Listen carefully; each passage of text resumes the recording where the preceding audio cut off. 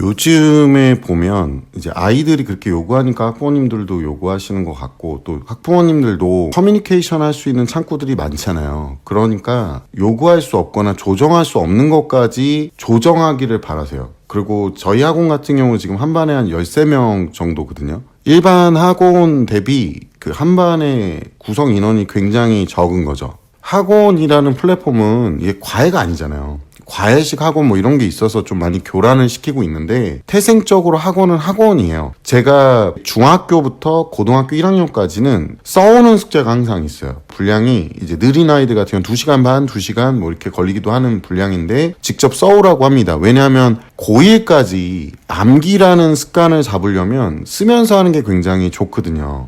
그래서 제가 항상 아이들한테 쓰는 게 느리든 쓰는 게 빠르든 이렇게 어떻게 쓰는지까지 얘기해주고, 그림보다는 글에 대해서 읽고 쓰고 이것들을 머리에 담는 거를 굉장히 연습을 많이 해야 된다. 이걸 고1까지라도 노력을 해봐야 고등학교 2학년 과탐이나 좀 더 고난이도 학문에 가서도 문제가 안 돼요. 그리고 지금 2025년 고1이 된 친구들 같은 경우는 통합각 할 때 보면 용어가 자질구레한 것까지 다 나와요. 그리고 전년도 기출 막 파보고 이런 분들 계시는데, 제가 누누이 그냥 항상 얘기하는데 전년도하고 똑같이 낼 수가 없고요. 어느 게 중요하고 요점 정리할 만한 게 없습니다. 쉽게 설명하면 통합각이라는 것도 사실상은 내용이 너무 광범위해요. 거기다가 앞에 1단원 같은 경우는 빅뱅 이론이라는 게 있어요. 거기에 맞춰서 호일의 정상우주론이라는 것도 있어요. 그걸 비교해서 또 알고 있어야 되니까, 이런 내용들은 교과서 말고 문제집에 보면 중심 내용에 있는 게 아니라 옆에 있는 사이드 내용에 또 있어요. 뭐 밀도라든가 부피라든가 그리고 전체 질량이라든가 서로를 비교하고, 또 몇 분 몇 초 또는 몇만 년 때 어떤 온도에서 어떤 일이 일어났다고 가정하고 있고, 이것들이 증거로 뭐가 나오고 있는데 이 증거에 기반이 되는 이론이 뭐다. 내용이 굉장히 나무처럼요, 잔가지들이 굉장히 많습니다. 그러니까 결국에 이 내용을 암기하라 그러면 애들은 이제 요점을 추리거나 아니면 가지치기를 해버려요. 이건 중요하지 않고 이게 중요해. 예를 들어서 태양은 어떤 별이니? 주계열성이요. 그럼 주계열성에 보면 정역각적 평형 상태에 있습니다. 내부의 핵융합으로 인한 기체압과 중력에 의한 중력 수축 압력이 일정해서 크기가 변하지 않아요. 이게 나와야 되는데 눈으로 외우라 그러면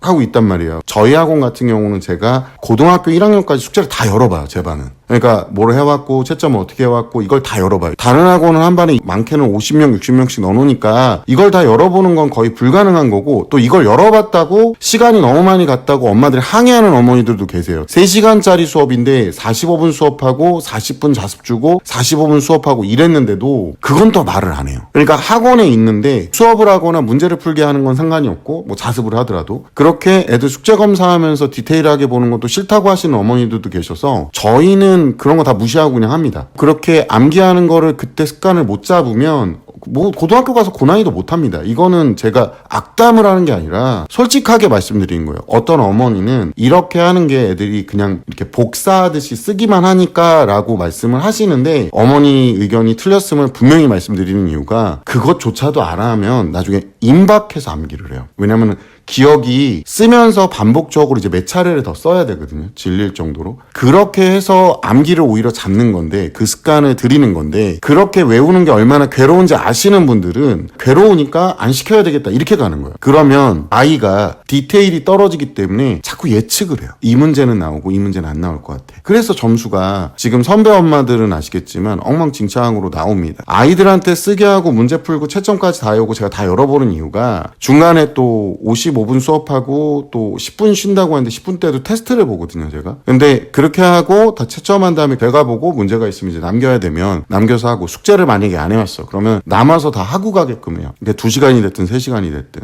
이게 어머님들이 가끔 전화를 하셔서 조절할 수 없는 걸 조절해달라고 요청을 하시는데, 이 아이만 숙제를 안 하게 허가를 할 수는 있어요. 근데 그렇게 되면 다른 아이들은 해오는데 얘는 그걸 검사를 안 맡아. 다른 아이들이 문제가 되는 게 아니라 이 아이를 암기를 커버할 수 있는 방법이 없는 거예요. 뭐 테스트를 봐서 문제가 생기면 시키면 된다.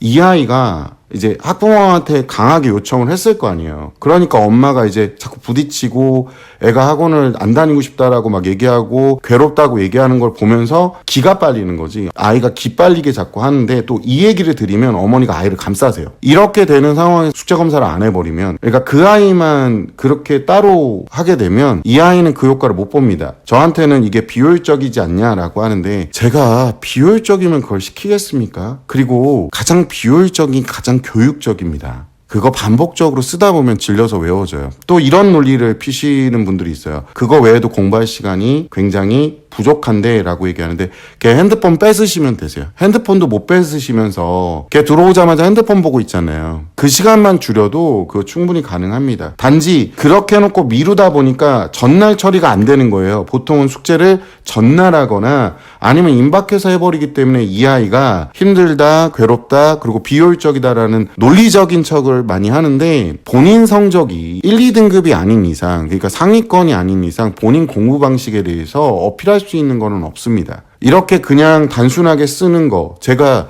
애들한테도 수업 시간에 이런 얘기를 굉장히 많이 하거든요. 숙제하고 공부하지 말고 숙제랑 공부를 같이 등신들아, 이렇게 얘기를 해요. 왜냐하면 숙제를 한다는 거는 문제를 풀거나 아니면 내용을 암기한다든가 이런 거잖아요. 그냥 공부하는 걸 시키는 거예요. 그러니까 애초에 숙제를 공부라고 생각하고 진행을 해. 뭐 예를 들어 내가 암기를 하기 위해서 글씨를 쓰는 거야. 이 글씨 쓰는 건 대대로 있었어요. 아니 진짜로 왜 그걸 모르시지? 종교단체에서 어떤 내용들을 암기시키기 위해서 보통은 필사를 시킵니다. 이건 당연한 거 아니에요? 글을 읽고 자기가 한번 다시 출력해보는 거. 그걸 활용해서 암기를 한다고 생각하면 이게 몇 시간이 걸리든 아까울 리가 없어요. 봐보세요. 공부 10시간 하는 게 아깝습니까? 근데 숙제 10시간 하는 건 아깝죠. 그러니까 이런 논리가 지금 무슨 효율이라는 거예요. 그게 설득력이 없잖아요. 숙제라는 걸 공부로 생각하면 이게 몇 시간을 들이든 아까울 리가 없습니다. 어머니 아이들만 다른 게 아니에요. 다른 아이들 90% 이상이 해오는 거를, 그리고 다른 아이들이 90% 이상 문제없이 가는 거를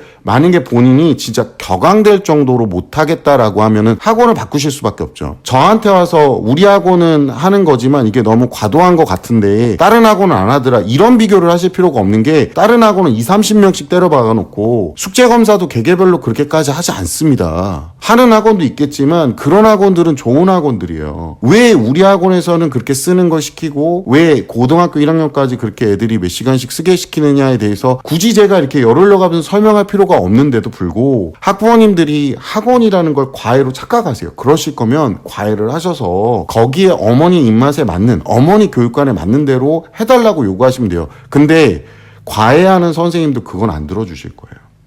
그게 대학생 애들이면 모르겠지만.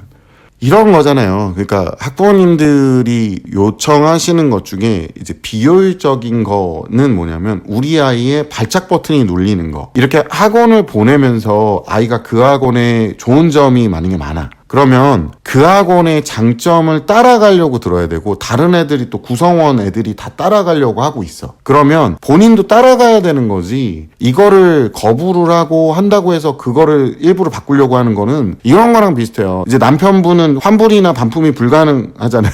그러니까 가능한가? 네, 어쨌든 근데 어쨌든 간 얘가 마음에 드는 부분이 60이라고 하면 마음에 안 드는 40을 바꿀 수는 없잖아요. 바꿀 수는 없고 그걸 감내를 해야 되는 건데, 사실상은 조정할 수 없는 부분까지도 그렇게 한다고 해서 아이한테 득될 건 없다. 학원에서 고1까지는 암기를 굉장히 그렇게 연습을 시키는 이유는 중학교 방식을 그대로 채용할까 봐 자꾸 그러는 거예요. 애들이 뭐 이해가 안 가면 암기가 안 된다는 개소리를 하는데, 정말 제가 항상 얘기하잖아요. 용어의 뜻을 알고 씨부리라고. 얘들아, 이해가 뭔 뜻인지는 아니? 이치를 받아들임이라는 뜻이야. 지구가 둥글어 그러면 맞아, 지구 둥글어 이러면 이해라고. 명단어 안 외우고 문장 해석하는 거, 그거 앞뒤 내용 유추해가지고 느낌적인 느낌으로 한다 그러잖아. 그러다 나중에 수능 되면은 너 바닥 치는 거야 그냥.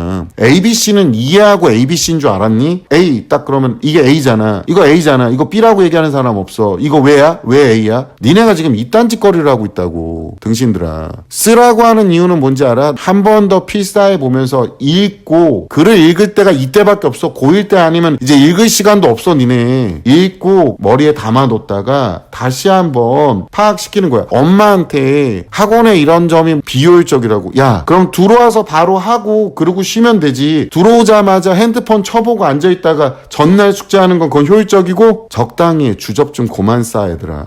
니네들이 하는 짓거리를 보면서 부모님 이상하게 만들지 말라고. 부모님이 오죽했으면 전화해서 그런 요구를 하겠니? 어머님들 그거 하셔야 돼요. 어머님들이 너무 아버님들이 너무 좋으셔가지고 애들 의견을 다 받아주고 계시는 거예요. 되도 않는 의견은 묵살할 필요가 있습니다.